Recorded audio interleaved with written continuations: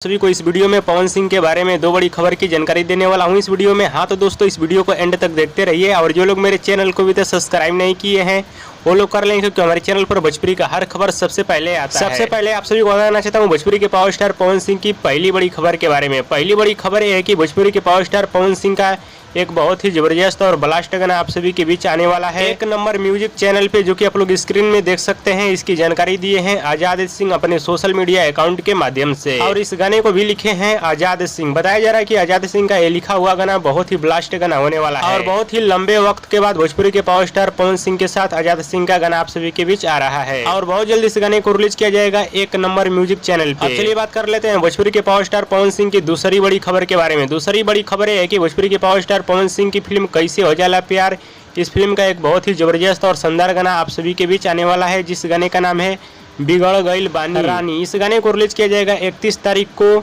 सुबह 6:30 पे एवरेस्ट भोजपुरी के YouTube channel पे। जी हाँ दोस्तों, बिगड़ गईल बानी रानी इस गाने को रिलीज किया जाएगा 31 तारीख को सुबह 6:30 पे एवरेस्ट भोजपुरी के यूट्यूब चैनल पे।